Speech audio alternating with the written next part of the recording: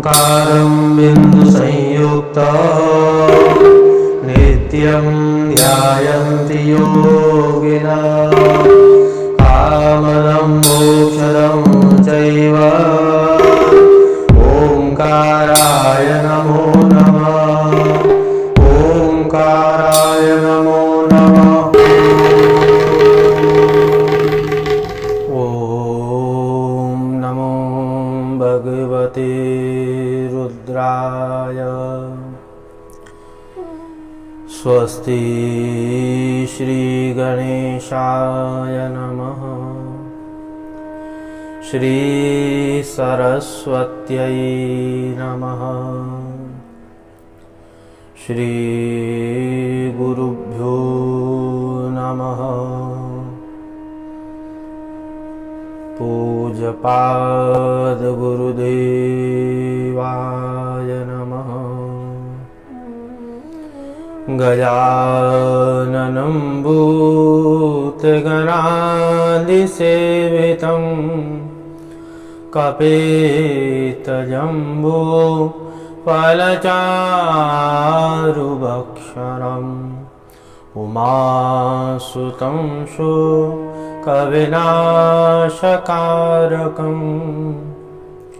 नमामि विघ्नेश्वरपादपङ्कजं।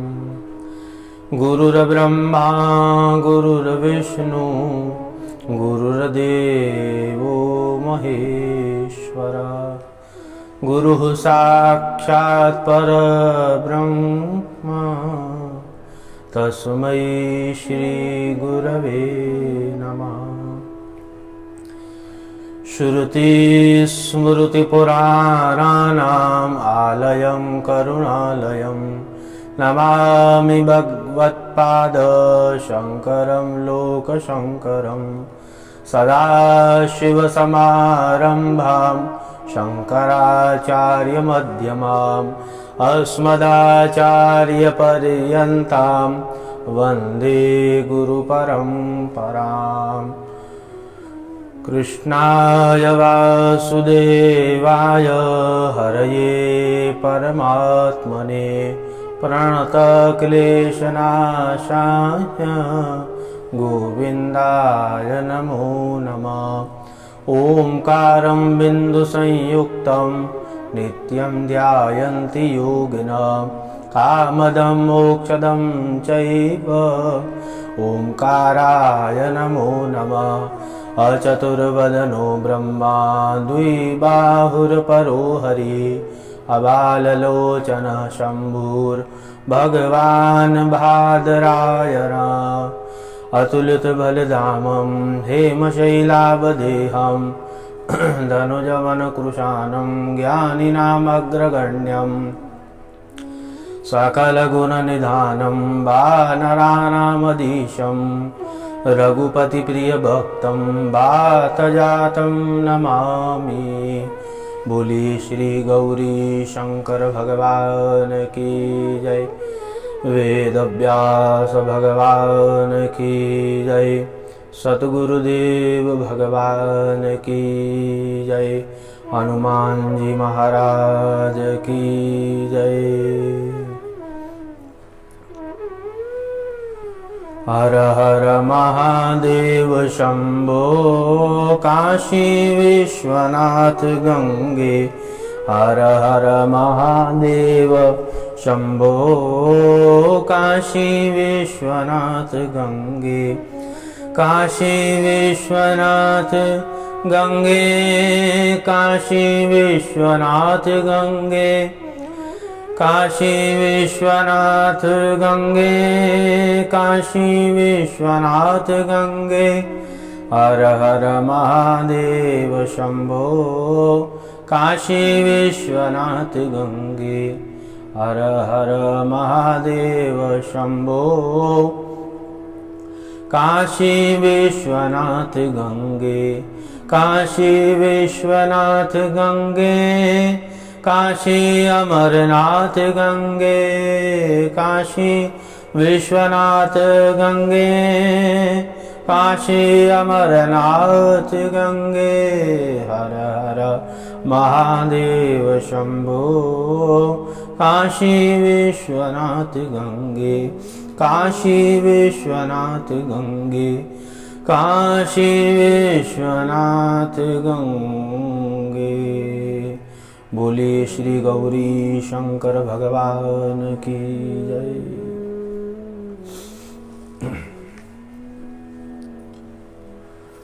सूत उवाच रावणो राक्षसश्रेष्ठो मानी मानपरायण आराध्यं हरं भक्त्या कैलासे पर्वतोत्तम आराधितः क्रियत्कालं न प्रसन्नो हरो यदा तदा चान्यत्तपश्चक्रे प्रसादार्थं शिवस्य सः।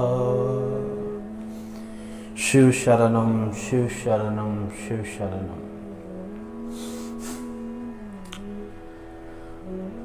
अकारण करुणावरणालय कल्पतरु परब्रह्म सच्चिदानंद घन एकमात्र उनकी असीम महती कृपा से ये पूरी सृष्टि चलायमान हो रही है एवं पूज्य पाद गुरुदेव जी की कृपा से 12 ज्योतिर्लिंग की कथा महिमा आज वैद्यनाथ ज्योतिर्लिंग उनकी स्थापना और रावण के द्वारा तपस्या और इंद्रादि देवता के द्वारा भगवान महादेव जी का पूजन अर्चन नारद जी के द्वारा रावण को समझाना। सूत जी महाराज कह रहे हैं ऋषियों को, ये जो रावण है इसने कैलाश में जाकर तपस्या आरंभ की। हम आपको बता दें ये जो रावण है बहुत उनसे तपस्या की है, बहुत तपस्या की है, परंतु भगवान प्रसन्न नहीं हुए। जीवन में आप जब तपस्या करते हो कुछ हेतु रखकर जब आप तपस्या करोगे तो और अभिमान रखकर तो महादेव जी प्रसन्न नहीं होते हैं, शीघ्र प्रसन्न नहीं होते हैं। नाम तो उनका आशुतोष है, परंतु उस समय जब अभिमान से पूजन अर्चन किया जाता है, यज्ञ किया जाता है, तपस्या की जाती है तो महादेव जी प्रसन्न नहीं होते शीघ्र। क्यों? क्योंकि उस समय आपका जो हेतु है ना वो सबको दुखदाई है। इसलिए जब भी आप तपस्या करते हो, महादेव जी का पूजन करते हो तो कामना रखिए उस समय। कौन सी? हेतु अपने लिए नहीं, सर्वे भवन्तु सुखिना, सब सुखी हो प्रभु, सबके हृदय में आपकी भक्ति हो, सब जीवों के ऊपर आप कल्याण करें। आप कल्याण स्वरूप हैं महादेव, सबका कल्याण करें, सबकी रक्षा करें। जब ऐसी प्रार्थना होती है सर्वे भवन्तु सुखिना, सर्वे सबके हित के लिए, तब तो महाराज महादेव जी प्रसन्न हो जाते हैं। देखिए अब प्रसंग आएगा, महादेव जी तो प्रसन्न हुए परंतु बहुत ही समय के बाद। सूत जी कह रहे हैं कि वो जो शिव हैं वो प्रसन्न नहीं हो रहे थे, न प्रसन्न नहीं हो रहे थे। इसने क्या किया? ततश्चायम हिमावतः, वो हिमालय गया। उस हिमालय पर्वत के दक्षिण भाग में स्थित सिद्ध स्थान में वृक्ष खंड के बीच में रहकर उसने तपस्या की है। और सूत जी बता रहे हैं कि ये जो रावण है इसने ग्रीष्मम पंचाग्नि मध्यस्थे, वो ग्रीष्म ऋतु में पंचाग्नि की स्थापना करके तपस्या की है। वर्षाशु, वर्षा में और जल के मध्य में रहकर वर्षा ऋतु में भी उसने तपस्या की। जब वर्षा ऋतु चल रही है, चौमासा है, वर्षा ऋतु है, इस वर्षा ऋतु में तो व्यक्ति एक समय क्या 1-2 घंटा नहा लेगा तो बीमार पड़ जाता है। और ये रावण ने तो उस वर्षा ऋतु में भी तपस्या की है। और कह रहे हैं शीते जलांतर स्थितो, वो शीतकाल में जलांतर त्रिधा चक्रे तपस्या सह, इस तीनों में उसने तपस्या की है। तब भी भगवान प्रसन्न नहीं हो रहे हैं। यहाँ पर चकारैव बहुतपो न प्रसन्न तदापि, भगवान प्रसन्न नहीं हो रहे हैं क्योंकि इसकी कामना ही बहुत ऐसी। अस्तु, सूत जी महाराज कह रहे हैं फिर इसने क्या किया है रावण ने।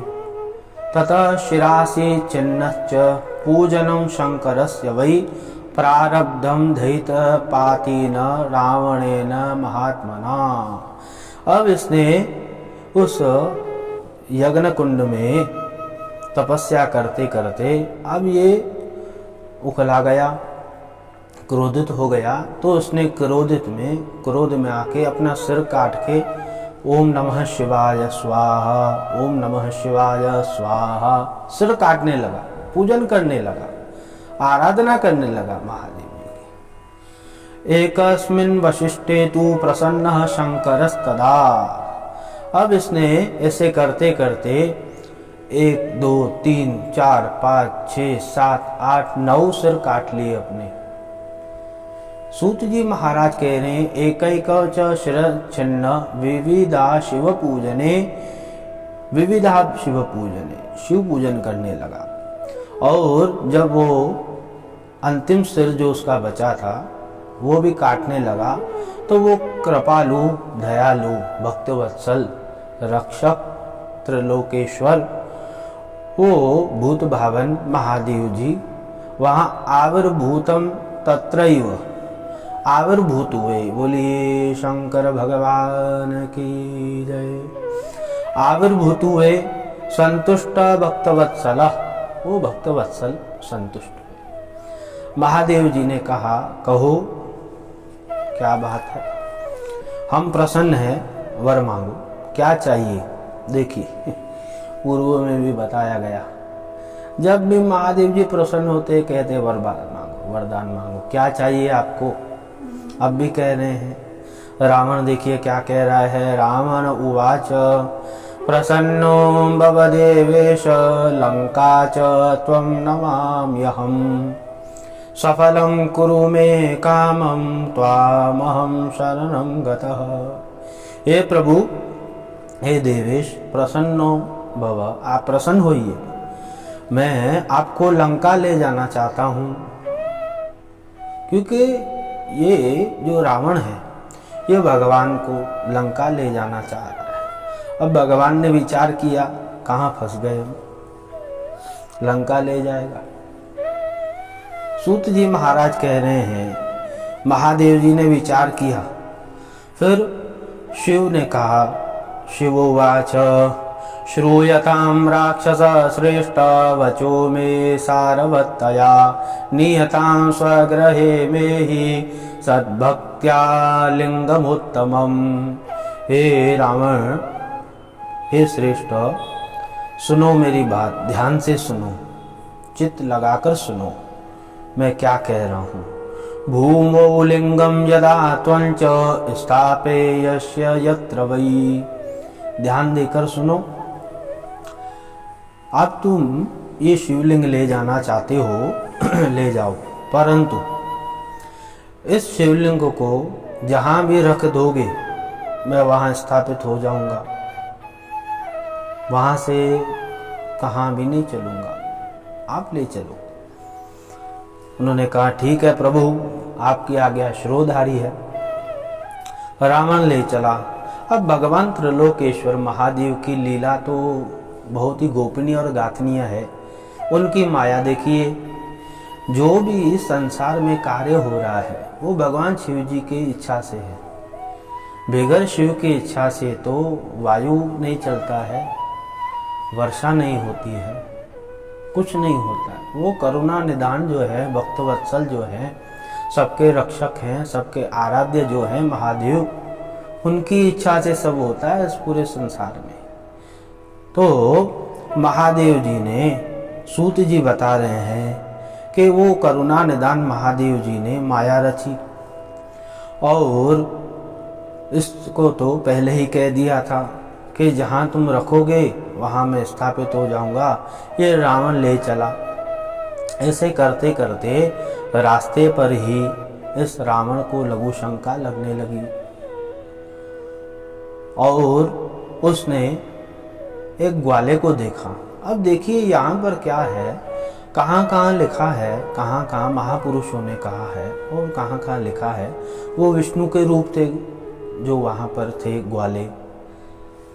अस्तु, तो रावण ने कहा कि आप इस शिवलिंग को संभालिए, मैं आ रहा हूँ। भगवान सर्वेश्वर की माया ऐसी थी, तो एक मुहूर्त बीत गया। एक मुहूर्त में 40 मिनट होते हैं, और वो वजन के कारण वो जो ग्वाले थे वो सहन नहीं कर पाए। उन्होंने वहाँ ही रख दिया, उस भूमि में ही रख दिया, उस स्थान पर ही रख दिया। एक मुहूर्त तो बीत गया, अब उस भूमि पर ही शिवलिंग रख दिया। भूमौ संस्थापयामास तद्वारेण अतिपीडित अत्रैव स्थितं लिंगम वज्रसार समुद्भवम। वो वज्रसारम समुद्भवम, वज्र के ऐसे वहाँ स्थापित हो गए। एक तनका भी नहीं हिले महादेव जी, उस लिंग वो वहाँ ही स्थापित हो गया। अब देखिए उस लिंग की महिमा, ध्यान से सुनिए आप। सर्व काम प्रदे चैव, सर्व काम प्रदे, आप जो भी कामना रखोगे वो आपको महादेव जी पूर्ण करेंगे। दर्शनात् पापहारकम, दर्शन मात्र से पाप को दूर करने वाले हैं। अब उनका नाम क्या है? वैद्यनाथेश्वरम नाम्ना तल्लिंगम भवन मुने।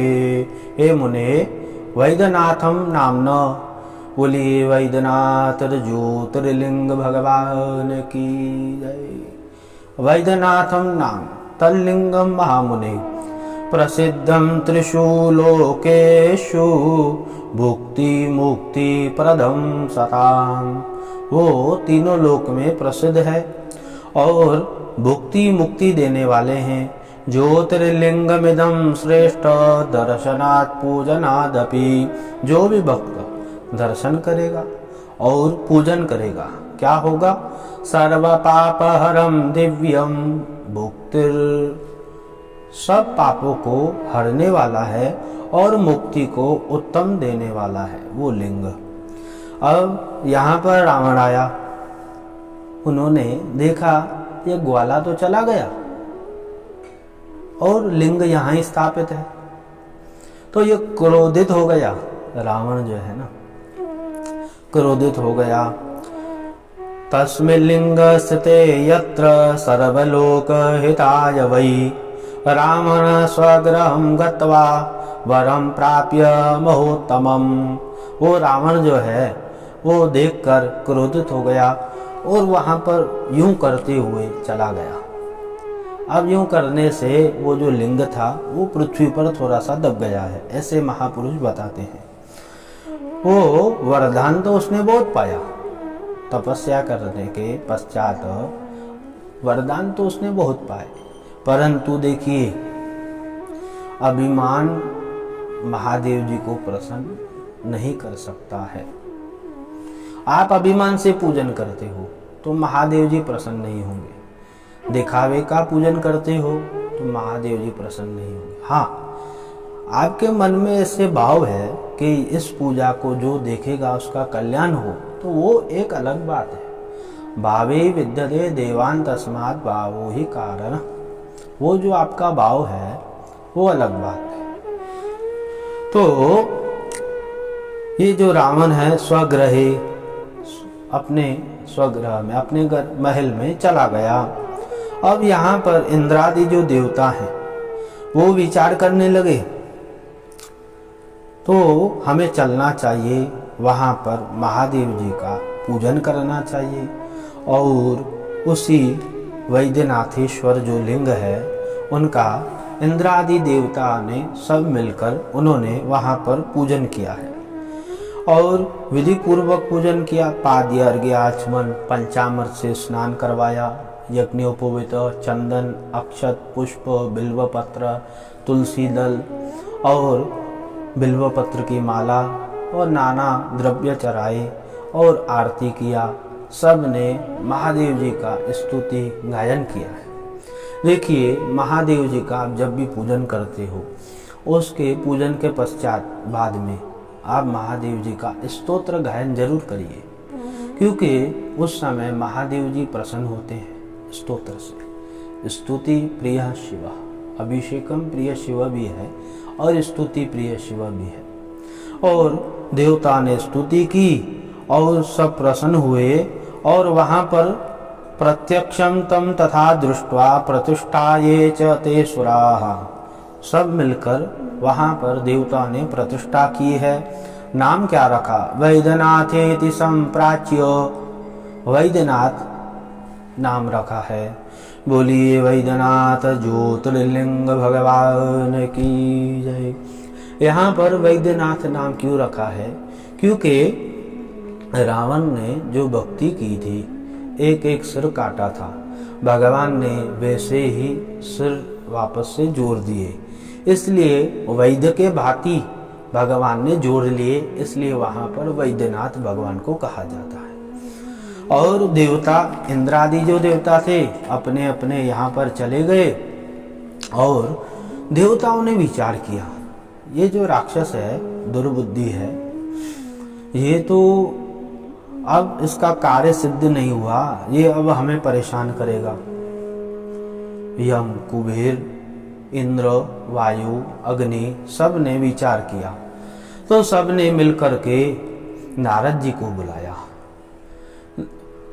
देवादयौचुः रावणो यम दुरात्मा ही देवद्रोही खलः कुदिः। ये सब ने मिलकर के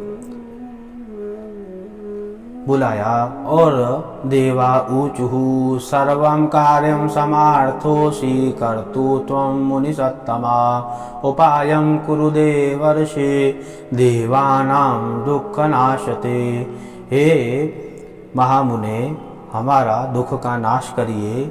ये जो रावण है दुर्बुद्धि है, दुरात्मा है, दुराचारी है, अब इसकी बुद्धि तो पहले से बहुत ही विचलित हो गई होगी, क्योंकि इसका कार्य सिद्ध नहीं हुआ है। आप जैसे तैसे करके इसको समझाइए और इसको वो महादेव जी की महिमा बताइए। अब नारद जी ने कहा, देवता को आश्वासन दिया, आप चिंतित न होइए, भगवान शिव जी की कृपा सर्वत्र है, आप बेफिक्र रहिए। तो नारद मुनि कहने लगे, दुखम तजेत भो देव भो देव। देखिए, जब पुण्यावाचन होता है ना तो ब्राह्मण देवता कहते हैं, और वहाँ पर भी भागवत में भी आया, भो भो साधु शरम तिष्ठ, हे साधु भो भो। इसलिए महापुरुषों को भो साधु करके भो शब्द लगता है। भूदेव भो भो साधु, तो यूं करके कह रहे हैं भो देवा देवः देवा व्याकरण। तो यहाँ पर रावण के पास गए और उनसे पूछा, पूरा वार्तालाप किया। और रावण ने क्या कहा नारद जी को? रावण उवाच गत्वा मया तु कैलासे तपोर्थम च महामुने। हे महामुने, मैंने तो कैलाश पर जाकर तपस्या की और महादेव जी को प्रसन्न किया, और महादेव जी ने प्रसन्न होकर मुझे तो बहुत सारे वरदान दिए हैं। अब रावण ने कहा, परंतु मैं इंद्रादि देवताओं को नहीं छोड़ूंगा, मैं वहां जाऊंगा, उनसे युद्ध करूंगा और उनको पराजित करूंगा। नारद मुनि ने कहा कि ऐसे मत करिए, अब जो बातें मैं आपको बता रहा हूं आप वैसे करिए, देखिए उसके बाद आपका कार्य कैसे सिद्ध होता है और महादेव जी भी प्रसन्न होंगे। उन्होंने कहा अच्छा ठीक है, कोई बात नहीं। तो रावण गए हैं। अब ये रावण कैलाश पर गए। नारद जी ने इसको समझाया कि आप कैलाश जाइए और कैलाश जा कर के वो गिरिजा नंदन जो हैं भक्त वत्सल हैं वहाँ पर वो तो बैठे रहते हैं और वहाँ पर जाके कैलाश उठाइए। तो रावण ने ऐसे ही किया। वहाँ पर जाकर रावण ने कैलाश उठाया है। वहाँ पर सब उलट पुलट हो गया वहाँ पर, और सब भयभीत हुए। जो भगवान शिव जी के घर थे वो भी भयभीत हुए, क्या हो गया। अब देखिए यहाँ पर जो रावण ने कैलाश उठाया है तो वहाँ पर बताया जाता है कि कहाँ कहाँ पर ऐसे प्रसंग भी आता है, शिव तांडव भी गाया है। अब देखिए शिव तांडव की स्तुति कैसे है।